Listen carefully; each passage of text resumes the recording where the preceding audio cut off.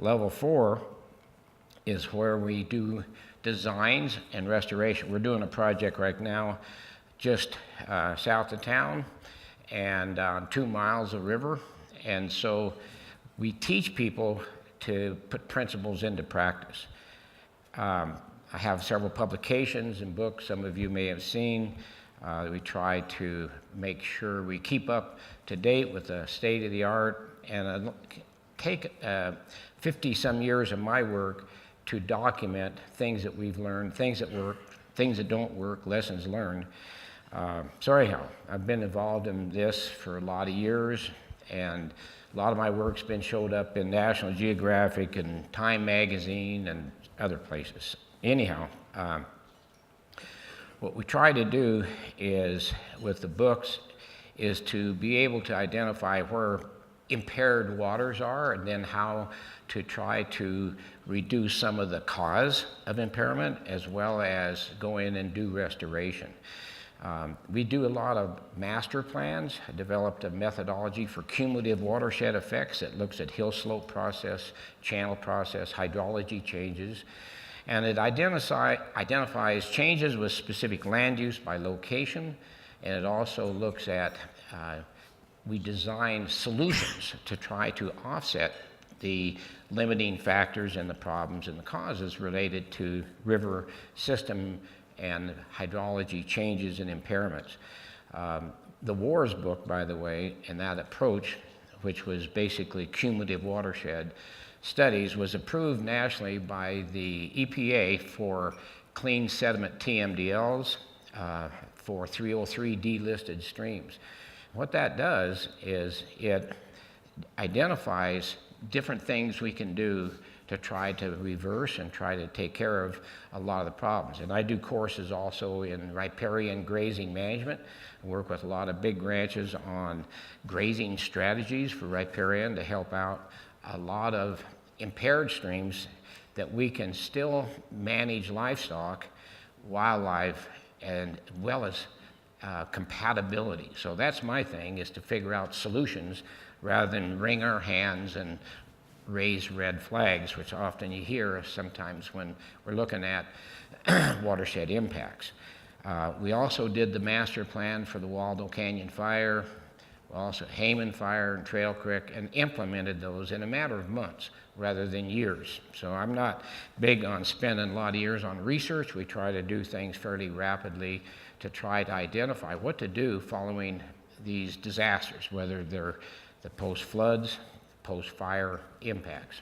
So we also have developed a lot of the techniques for natural channel design. We're trying to get away from straightened, lined, levied, hardened canals and work with systems that go back more to natural streams, but still provide water for diversions, for the purposes of fisheries as well as irrigation.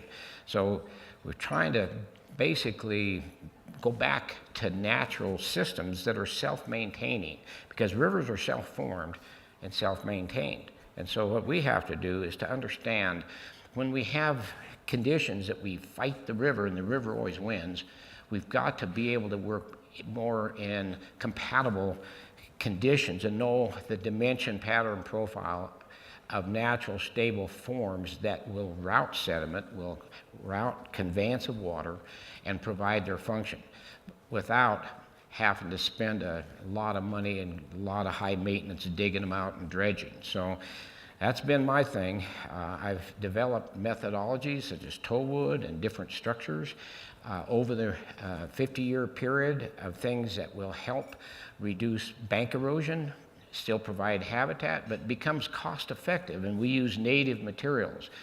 And as a result, it becomes a lot cheaper, but it's more natural. These are some pictures of some of our work of before and after on the Trail Creek watershed, part of the old Hayman fire on the Front Range. So we've tried to make a difference to reduce a lot of these impaired streams. This is a picture in 2002 when I was starting the Blue River restoration, not too far from here, near Kremling. And that had been some grazing issues. We had loss of riparian willows and cottonwoods, and this was the typical overwide channel.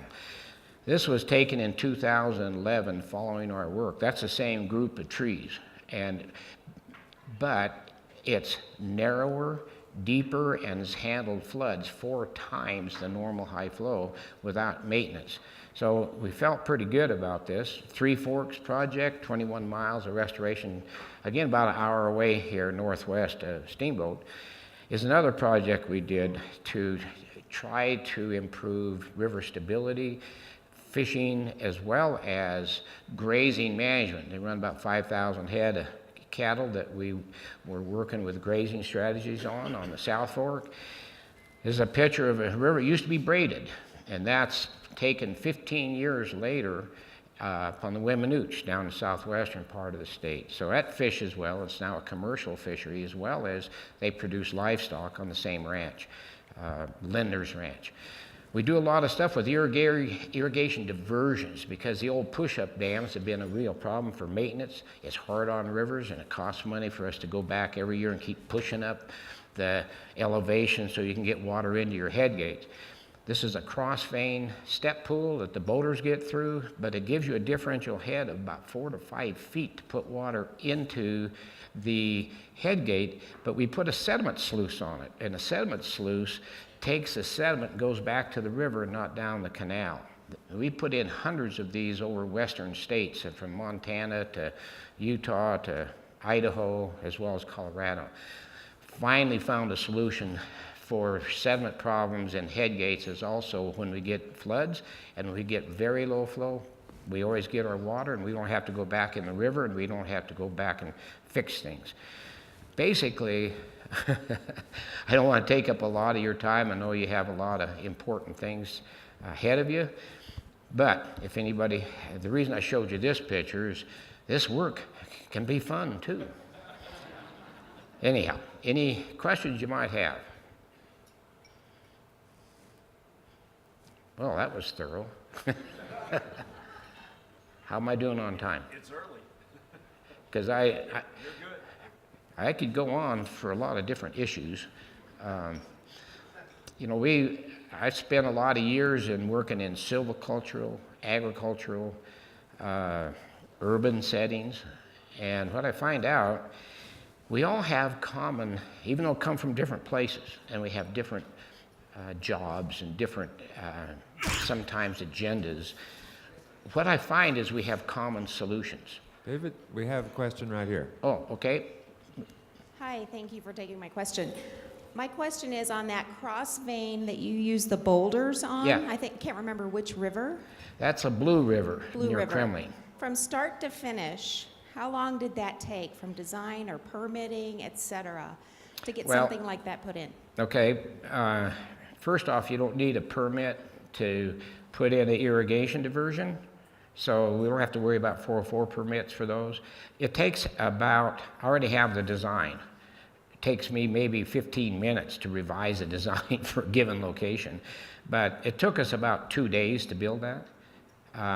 We prefabricate we bring in a screw gate, we weld it on a plate, we tie that into the rock, and that takes probably about a 2-hour process to tie the sediment sluice gate. We weld that with the head gate. All that probably at the most would take 3 days. I'm just curious when you have the time to do that Oh, for me. I'm sorry. I'm an old fart, so I can't That's hear okay. so good. I'm kind of making a joke. I was just wondering when you'd have time to do that for me. Oh, yeah. Well, it depends where you live. But these have been very effective, and I'm helping out a guy up in Wyoming right now. I just looked at his stuff this morning that he sent me on pictures that he's been fighting his head gate for years, mainly a sediment problem.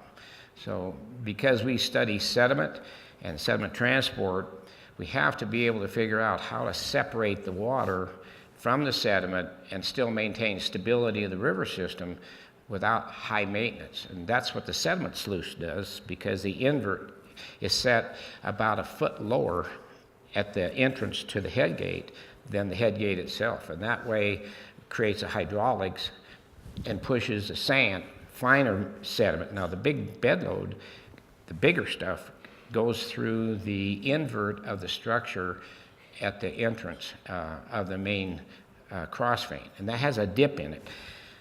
Worst thing you can do is make check dams straight across the river, because as soon as they're flat, the next thing they do is they want to go around you. Second, they build up with sediment. They require digging and maintenance. So we stay away from check dams and straight flat across high width depth ratio type of structures.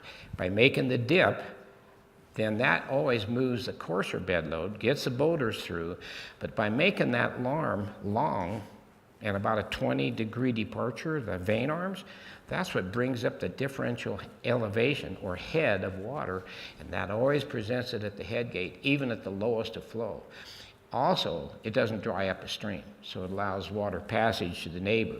Some of these other problems with diversions, you're taking too much water and blowing through your system, and then you got to have a bypass somewhere down to get water back. Well, in the meantime, then a lot of times, like in Utah, we're seeing places where you're dewatering the whole river, taking the whole diversion, then it goes back what you don't need. These are big impacts, and they create big issues with a lot of people for a lot of reasons. So this is something that if anyone's interested, I have a web page and be glad to share at no cost any of my designs and stuff of cross veins and some of these structures, because we do this to help people and to help rivers. And so this took me a long time to figure out, by the way. I really used to be stupid about stuff. But between trial and error and working with these different systems, we finally got some things figured out that do work. So if any of you have some of those issues, that's just one of the things that we do, as well as teach courses. Final question? If not, join me in thanking Dave for presentation. Thanks, Dave. Thanks for coming. I got to go back to class. Back to class. My one piece of advice for our questioner, it looks like perhaps if you've got some fishing, he's got some time. Our next speaker is a good friend of the Water Congress, well known by everybody in the water community for good reason. Kevin Ryan has been the deputy engineer, state engineer. You all know that Dick Wolf retired as of the first of the year, the new state fiscal year, first of the new fiscal year for the state, July 1. After a very short period of obvious deliberation, the state came to the clear choice that Kevin Ryan should succeed Dick as the state engineer. Dick is especially well known to all of us who serve on the State Affairs Committee of the Water Congress. Kevin has been a dedicated weekly attendee and a significant help and contributor to the state affairs process of figuring out state legislation and advising and working with state legislators. So Kevin is now the new state engineer, the director of the Division of Water Resources. As you all know, the division's responsibilities include the administration of water rights in Colorado, issuing well permits, administrative approvals for water use, administering programs that ensure the safety of dams as well as the safe construction of water wells, managing compliance with our interstate compacts, and providing information and education resources to the public. Kevin's a good friend of all of us, and I appreciate him coming here. Give us an idea of what his priorities are for the division. Join me in welcoming Kevin Ryan. Thanks, Chris. Thanks.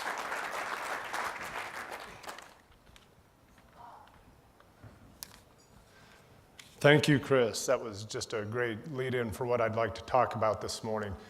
But I had to smile when Dave came to the end of his talk just now and he said, I don't want to use up too much of your time. I'm sure you have more interesting things. And I thought, no, this is interesting, and I'm up next, so let's stick with your topic. I'm enjoying that quite a bit, so thank you, Dave. I think he slipped out. I want to talk for a minute about that first couple weeks after my appointment, and I was at a CWCB meeting, and I had a chance to do an interview with one of the reporters in that area, and the interview was really about a specific topic, and a very interesting topic, and by the way, I see Brent in the back, and that was well done, Brent. Thank you for that article. But the last question that the reporter had for me was, we have a lot of these ongoing issues, and Dick Wolf is the outgoing state engineer, you're the incoming state engineer.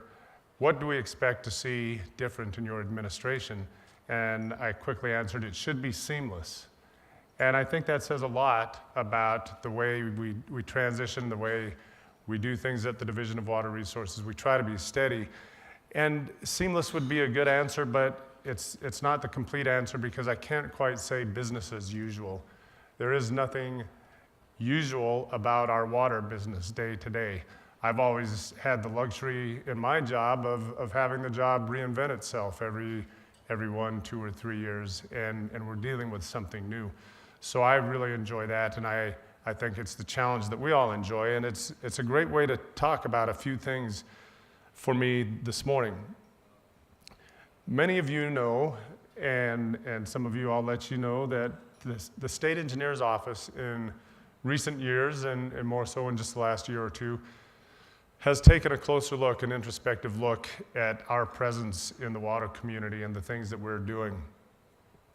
That talk internally has centered around water court quite a bit, and I think some of you are familiar with why that would be the case, but it just doesn't end at water court. It has to do with our administration in the field. It has to do with administrative approvals like well permits, substitute water supply plans. It centers around water court, as I said, and it centers around our activity related to legislation and our presence in that dialogue. So we really want to talk about how we can be the most effective presence in those issues as we continue going forward, and that's of great interest to me. It really comes down to one word, and that's balance. I think that we need to achieve balance in our actions. Sometimes our balance is balancing our responsibility and our authority, and I think of those as two different things, responsibility of the state engineer's office and authority. And we balance our technical concerns, administrative concerns, and our legal concerns as we act on issues.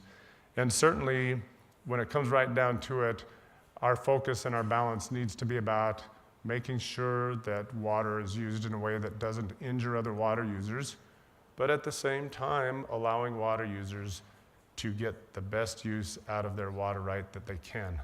And that's a great topic for discussing balance. That's a long conversation there.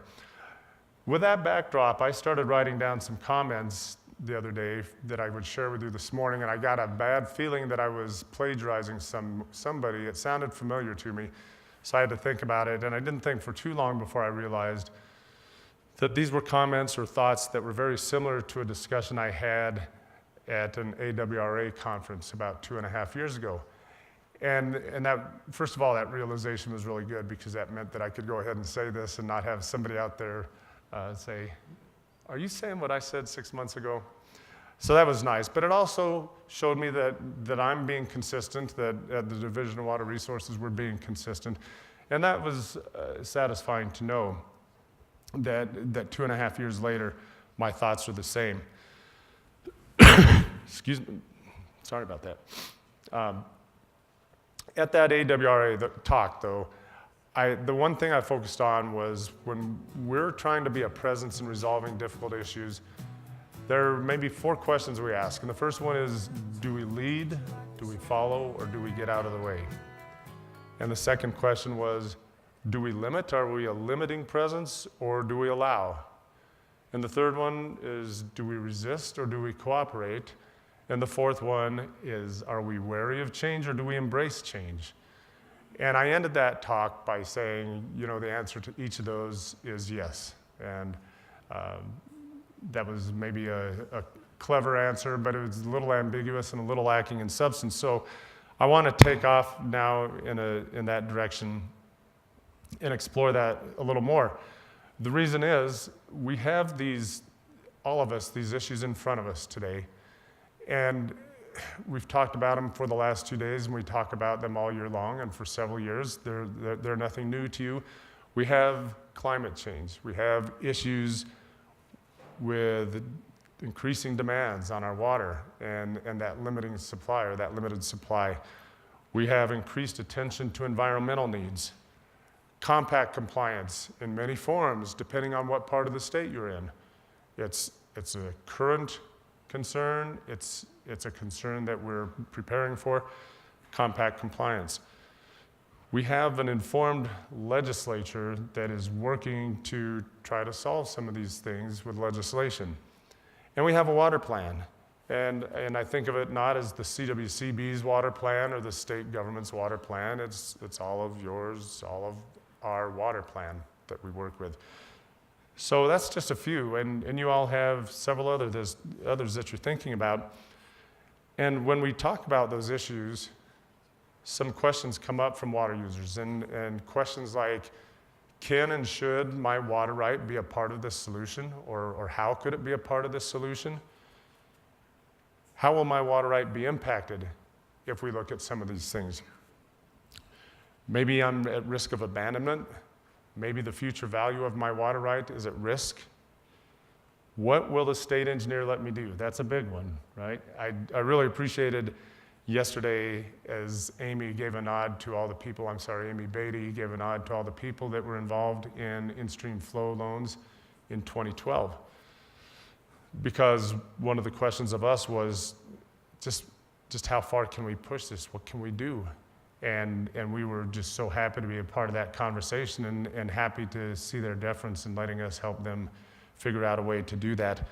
But many of these things, they're going to spin off into pilot projects, new legislation, different types of well permits, new decrees with atypical accounting that we've never seen before. So again, there's balance. That's where the balance comes in. What role can we play in that? So I'll go back to my questions again. Do we lead, follow, or do we get out of the way? And obviously that's going to be situational. I like to think that the state engineer's office and all of our division staff around the state, I see Aaron Light here in Division 6, and if you're a water user in Division 6, you know that Aaron is just a wealth of information on things you can be doing, things you should be doing with your water right. And so there is an opportunity for us to lead. We do have that unique experience. We have that objective role in the administration of water. And we can very often be that informative, helpful, objective presence in leading people to get the most out of their water right and do things well. There's also a follow aspect of that. When do we follow? Well, there are times when water users are really interested, invested in doing something to solve a problem, and we can play not a leadership role, but we may be supportive of that, and so we can follow along with that. There may be a get out of the way aspect where there is something that we may not see as an idea that's very solid, but we don't have any strong aversion to it, so we may just get out of the way and let that happen as long as we feel that we can do our administration and water rights won't be injured. So that's the lead, follow, get out of the way. I think it's situational, and we can play that role in one way or the other in many issues. Now, about the question, do we limit or do we allow? Well, that starts out kind of simple. We allow within the bounds of the law, within the bounds of the science, and when we get beyond that, then we have to start to limit. But that's maybe a little too simple.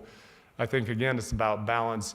When we see innovative approaches, we have to be very tuned in to the reason for them, what the impacts of them, and maybe we can find a way to be a little more flexible in our analysis, and we can find a way to allow where maybe there wouldn't have been before. On the question of resist or cooperate, that was the one piece that didn't hold up after two and a half years. I do not like that term resist. We don't want to be seen as being resistant. We would always like to cooperate in the discussion. We may not always acquiesce on something for valid reasons, but we certainly want to be cooperative. And then lastly, are we wary of change or do we embrace it?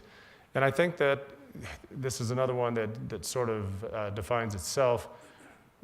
We need to be wary, and that's an approach, and the way we deal with that wariness is to be analytical, and once you treat a wariness with some analysis, and then you can accept something, and that sounded all of a sudden very engineer-esque when I said we treat our wariness with just an analytical approach, but that is exactly what we need to do. We need to make sure that when there is a new idea and we're concerned about injury or concerned about administration, that we do look closely at it, and then we can get over that wariness, or not. But of course, we want to be very analytical in that. And that adds up to just creating a path that allows change. So with all that, I would say the challenge for the state engineer's office is to approach the issues we have today, those issues that I mentioned, and all the many more that you have in mind. And we just want to approach it with a solid grounding in the engineering, in the law, and then listen. Travis Smith made a great comment yesterday. I can't say it quite like he said, but we are at a time when people are really getting good at listening. And that's what we want to do is listen so that we can be fair, we can be flexible, we can look at what people are trying to do and give it a fair shake. That's what I've seen my predecessors do. That's what I'd like to do. And that's, I think, the direction for the Division of Water Resources in the future. With that, I'd just like to make a couple more general notes about my appointment as the state engineer. That was July 13th, and I've had a chance to talk to our division employees a couple times.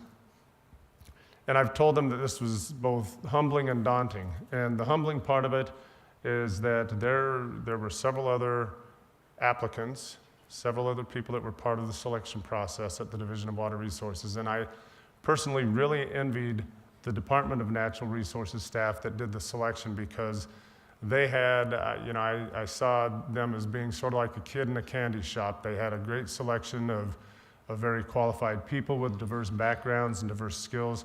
And it's for that reason that it is very humbling that I ended up being selected. But it's also daunting. And I'll talk about the two state engineers that I worked under in my 19 years at the Division of Water Resources, and that's Hal Simpson. And many of you know Hal, and if you know Hal, I'm sure that you admire him as much as I do. And then Dick Wolf, of course, I worked closely with Dick for all of those 19 years, and especially the last 9.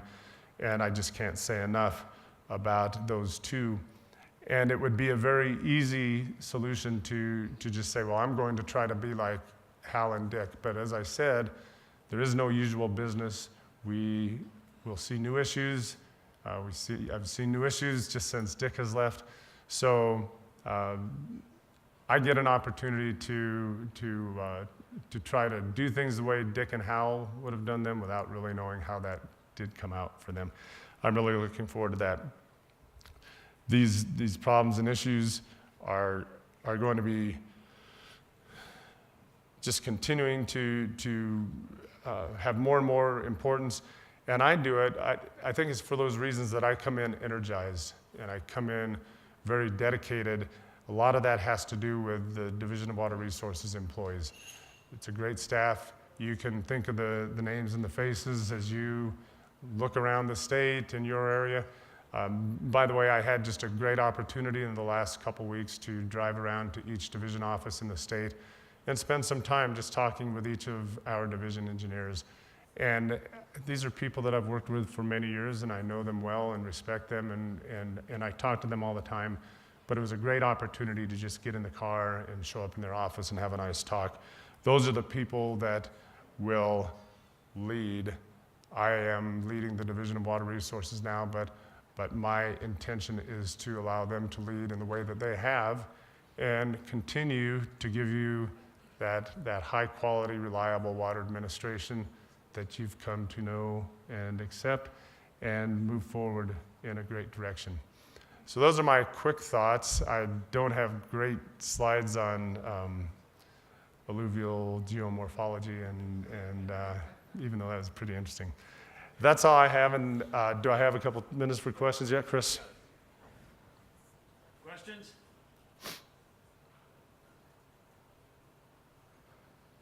Kevin, over here on the right. All right. Jennifer? Oh, Thank you. Is that on? Kevin, you're going to guess my question, and that is, how are you and CWCB going to work together? thank you so much, Jennifer. Well,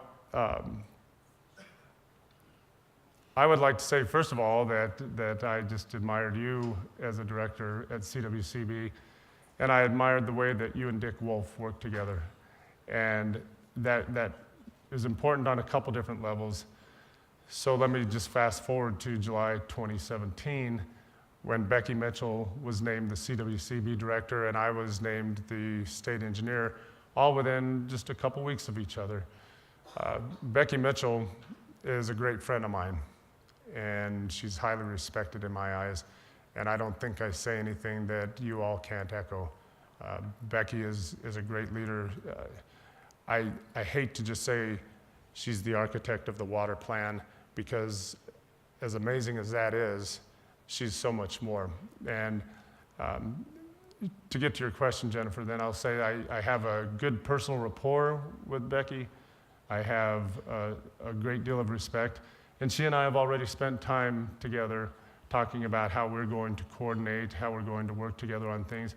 And you know, there's not a lot of conflict necessarily to be had there. There are areas, though, where we need to be in sync and speaking with one voice, because nothing is more difficult for the water users of the state when they're hearing two different things from two different agencies. And I suppose that would be my comment on that, is that you would be able to rely on hearing the water agencies with one voice. Thanks. Thanks, Kevin. Thank you. Chris. Yep.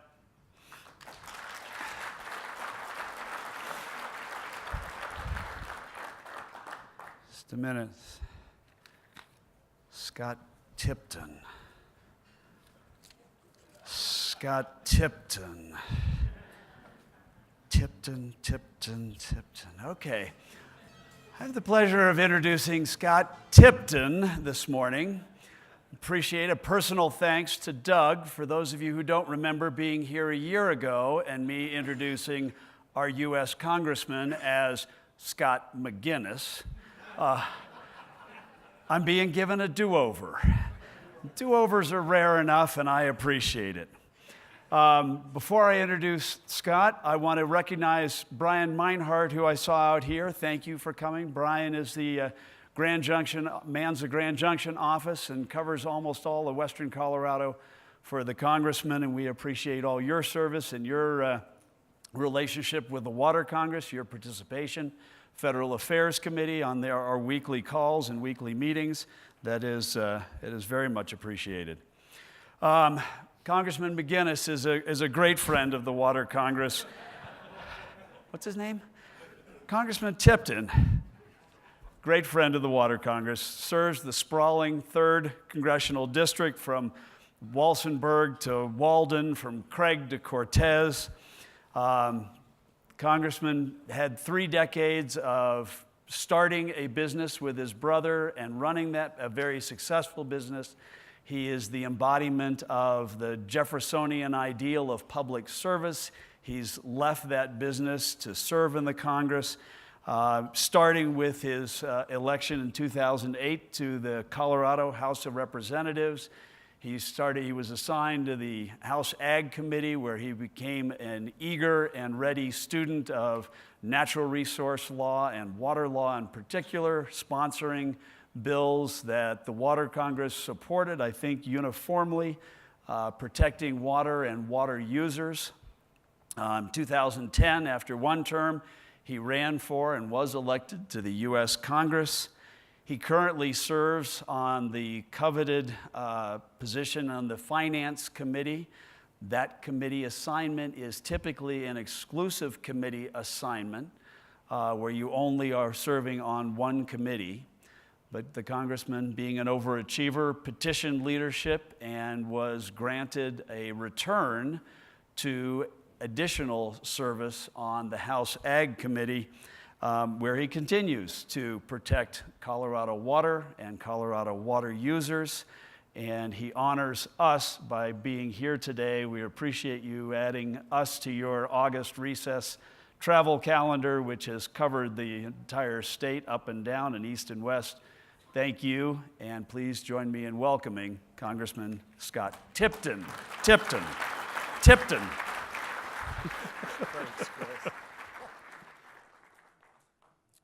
Well, Chris, I appreciate that kind introduction. You know, it actually worked out pretty well after our last visit there, because if anybody liked what I had to say, I took credit for it. If anybody had a problem with it, I blamed it on McGinnis. So it did work out well, but a pleasure to be here and to be able to see so many good friends, and been able to see folks out of Pueblo, out of the San Luis Valley, and of course here on the west slope of Colorado.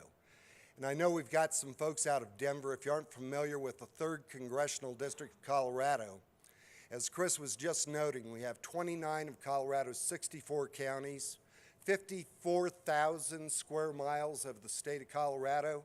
And as I love to be able to point out to our colleagues out of Texas, if we flattened our district out, we would be bigger than the state of Texas. We've got a huge area to be able to cover, and I've been traveling throughout the district, and just to be able to share one story, was just recently up in Leadville.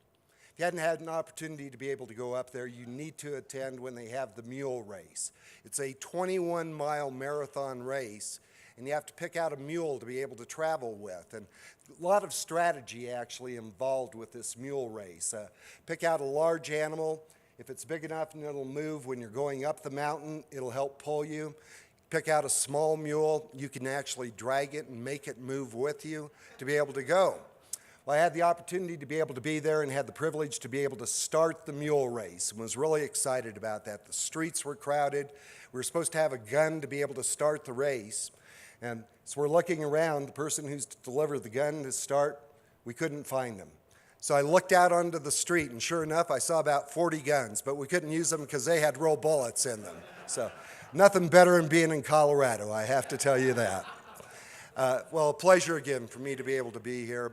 We have been traveling through our district, and I'm truly one of the most privileged people probably in the country to have a real reason to be able to drive through the 3rd Congressional District, beautiful at every level. But what's important and what is the lifeblood of it is water, something that we're dedicated to, and I want to thank each and every one of you in this room for the expertise that you bring to the issue and your dedication to not only wanting to preserve the water quality, but the quantity of water that we have to be able to grow our communities and to be able to help us all prosper. That's been a lot of the focus that we've had in Washington, D.C. I'm very pleased to be able to report to you some legislation that we've talked about before, and it's a slow process in Washington, but it's Protecting Our Water Rights Act. And for those of you that may not be familiar about it, this actually originated, and Duncan, you can probably speak to this out of Grand Junction, originated actually over Powderhorn, right outside of Grand Junction. New ownership of a ski resort. When they took that ownership, they were going to be required by the Forest Service to sign their water rights over to the federal government. Now, we can gently call that a taking. I just call it theft. Something called the Fifth Amendment to the Constitution, just compensation in regards to any kind of a taking. But it's protecting that water right. That became the nexus for the Protecting Our Water Rights Act. But it began to expand out then beyond Colorado.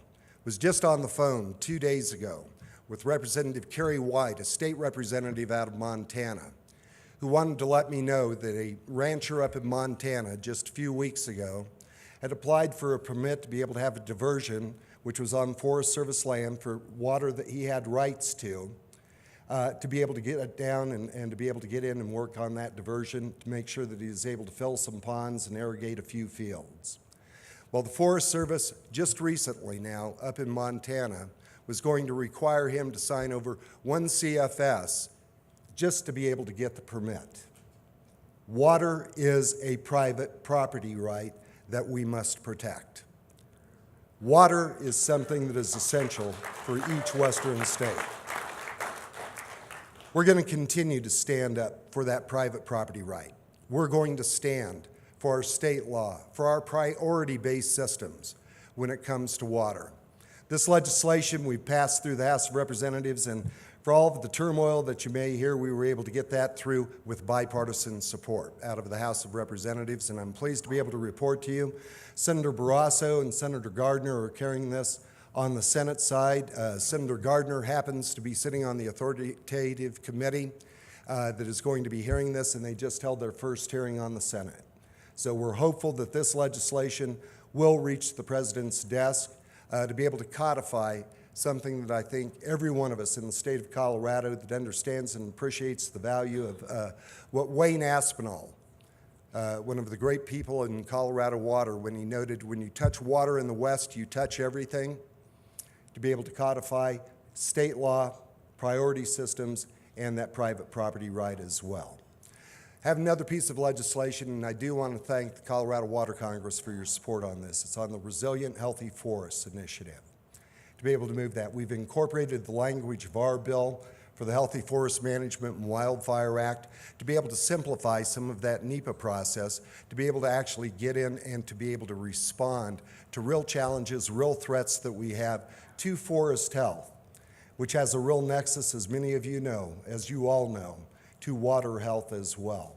To be able to simplify that process, to be able to protect around our watersheds, to be able to protect under the power lines, to be able to address concerns around some of the residential areas that are going to be threatened by wildfire, particularly with the devastation that we've seen in our forests from the bark beetle kill. I believe this is a good piece of legislation to be able to move that forward. Many of us fully recognize that healthy forest, in addition to creating healthy water, is part of our water storage as well. The shade from those trees to be able to slow down some of that water melt. Once that burns, it's going to come out of the hills very quickly. You know, a few years back when we had the West Fork Complex fire, was driving over Wolf Creek Pass, was visiting the 2 incident command centers that were there, and just a few weeks before that fire broke out, I'd visited with Chief Tidwell out of the Forest Service and asked him in terms of access, being able to get in and fight the forest fires, if they felt, with many of the road closures that we've seen in our forests, did they have the ability to be able to do that? Chief Tidwell told me they had a computer model, and they did have the ability to do that. Well, as I visited the 2 incident command centers, the first words out of their mouths were, our computer models are completely out of the window here. We have no idea where the fire is going, and our ability to get in and fight it is really challenged. That is impacting today, through that fire, water storage. It's impacting the Rio Grande River as well. So our ability to be able to get in and actually create a healthy forest, to be able to protect our communities, to be able to protect around our power lines, is something that is essential to forest health, and I believe to water quality. With a great nexus, we were able to move this bill through the House of Representatives. Again, it is sitting over in the Senate now waiting for action. We have a third bill, and it was actually put in by Tom McClintock out of California. And what this bill is, it's the water supply permitting legislation, coordination permitting legislation. And as we were just hearing, we get cross-jurisdictional issues even here in the state of Colorado. What this legislation is going to do is to be able to simplify that process and to be able to have the Bureau of Reclamation be the coordinating agency, because as many of you well know, if we're looking at federal water projects on Department of Interior or on Forest Service lands, we have cross-organizational, cross-agency issues that are going to be coming up. Sometimes in conflict with it, there isn't coordination that's going on. We need to be able to simplify that process, to be able to move a project forward. Multiple benefits to this, not only in terms of the time saving, but cost saving as well, to be able to create real efficiencies moving forward. This is a good piece of legislation that we passed through the House of Representatives and has now moved over to the Senate and is currently waiting for action. You know, several of us had an opportunity when we're talking about water health is to be able to go down to the Gold King mine spill that I know that we'd all heard of. Senators Gardner, Bennett, myself, and Governor Hickenlooper, along with State Senator now, Darn Coram, my good friend out of Montrose, had the opportunity to be able to go down and tour that site. We saw some real impacts on that river after the spill. But it's a challenge that's going forward for the entire state of Colorado, and particularly in the 3rd Congressional District, that I believe begs for Good Samaritan legislation. I have visited with Chairman Rob Bishop out of the Natural Resources Committee, and I believe in the next 2 months, we're again going to be moving legislation that we currently have and are working on. One of the big holdups has actually been the liability issue. Whether or not with Trout Unlimited, with other good groups that want to be able to make sure that we're getting good water health in our rivers, do we want to give them unlimited liability in perpetuity? Nobody will accept that. We need to be able to bring common sense to that process, to be able to have reasonable liability for a period of time, to be able to actually clean our water and to be able to move the ball forward when it comes to water health for our state. So we'll have that legislation that we'll probably be addressing over the course of the next 2 months. We'd love to be able to have your continued input as we continue to advance Good Samaritan legislation, which is going to be good for Colorado, good for water health, and good for our communities as well.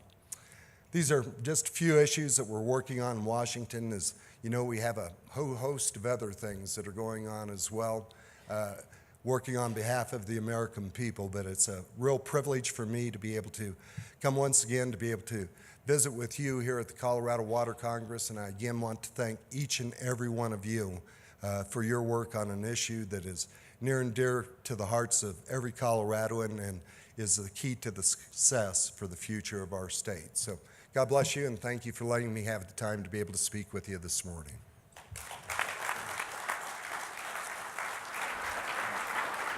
Answer some questions? You bet.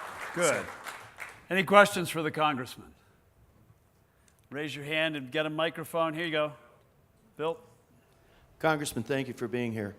I have a question regarding sage grouse and this continued battle that the Wild Earth Guardians continues to wage on the yellow-billed cuckoo in your neighborhood and the sage grouse in our neighborhood. We can show success, and yet we don't get any benefit out of it. We got threatened. So, didn't get endangered, threatened. But it has such an impact on the community, and what I'd like to see is there some way to limit the continued litigation costs of these organizations that are getting paid out of the litigation? They don't care whether there's success.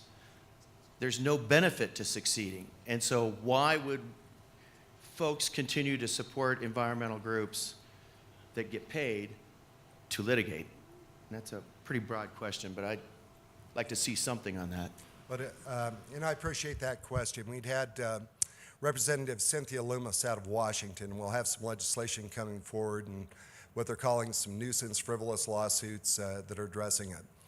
Do need to underscore that we all believe in equal access to justice. That is a positive thing that we need to make sure that we are embracing. But we have had a lot of lawsuits that have been filed. I love to be able to actually point to Glenwood Springs over in Garfield County. Invested a lot of resources, as many of you well know, when the BLM was coming out in terms of suitable sage-grouse habitat. They came in with a broad brush. Entire areas were encompassed. We were going to have 11 states under that entire habitat area. Had the opportunity to be able to visit with Sally Jewell when she was heading up the Department of Interior and asked her, what is the target number for recovery? There was no answer. They didn't have a target number for recovery. And I asked if we have a target number, if we had a target number, and we don't, but if we did, and we actually achieved that in the state of Colorado, would we be able to lift the designation? The answer was no, because we were going to be encompassed in with 11 other states. We need to be able to bring, again, common sense to this process. We all understand the value of the Endangered Species Act. There isn't one of us that doesn't look up into the skies now and see probably joy in our heart being able to see bald eagles now flying. That was a good positive action out of the Endangered Species Act. But we need to be able to have target goals to be able to reach, and we need to make sure that we're using good, suitable science to be able to address that. Garfield County invested, I think, well over $1 million in terms of identifying the actual habitat. Greatly reduced what the BLM had went in with their broad brush stroke to be able to address that. We saw collaborative efforts here in the state of Colorado between the private sector, between our farmers, our ranchers, our state, and seeing good progress. That is the best path forward, but I think we will see some legislation to be able to try and address not the elimination of equal access to justice, but to make sure that we aren't having lawsuits that are just holding up achieving the goal that we all want to be able to have, and that is going to be species rehabilitation.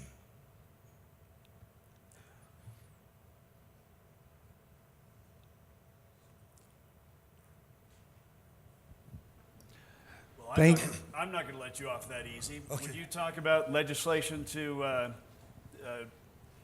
decentralize the BLM and bring it out to the west and perhaps to western Colorado?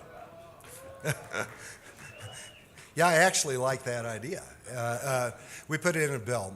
Senator Gardner is carrying the companion bill on the Senate side as well to be able to bring the BLM to the west. As we well know, vast majority of our public lands do happen to be in the western United States. I think it'd be a good idea to be able to have that administrative agency actually housed in the west. Now, we did not identify a location for it. We've got a couple ideas in mind here, maybe in Colorado, for a good location for the BLM to be able to bring that out, but to be able to have the people on the ground that are going to be doing a lot of the administrative issues. As I've visited with many of you, as I've traveled through our district, as I've visited within our state, we have dedicated employees out of the BLM, out of the Forest Service, out of these administrative bodies, who know and understand the issues that we're facing as individuals, as communities, as a state. But the disconnect often happens is once you cross the Potomac River, back in Washington, D.C., between the bureaucracy being housed there. So the idea of this legislation is to literally move the BLM headquarters out to the west. Let's get that connectivity working here, and I think a great opportunity to be able to move on a lot of issues that are critical for the western United States. Thank you. Yes, sir. Thank you again for coming, but my question deals with healthy forest. We talked about the headwaters. So much of the headwaters that we have, in many of our rivers is in wilderness areas. And you end up looking at the healthy forest, and they are devastated in the wilderness areas as well. And the designation of monuments, all of that restricts the ability of Forest Service, BLM from being able to work and deal with the healthy forest in those areas. And we recently had a significant fire down in Fremont County in Hayden Pass that just has wiped out a lot of the dead trees, and all summer long it's been one flood after another from that fire that is affecting the watershed. So how's your legislation going to help deal with the issue of the Forest Service not treating areas in Forest Service that are in wilderness and monuments? Yeah, the legislation does not impact into the wilderness areas because those are the protected areas, but you do direct to a point that the Forest Service was just up in Hinsdale County, visiting with the Forest Service, and we were seeing where they'd gone in and treated some of the areas and getting some great recovery now that's going on. And we looked on another hillside that is wilderness that they cannot touch, and that legislation will not change that. These are some issues that are certainly creating some real complexities for a lot of the communities in terms of the forest fires, and as we all well understand, there are no boundaries. Once the fire starts, it doesn't start or stop at a specific point. It is creating some challenges, but the legislation that I'd referenced will not impact those wilderness areas.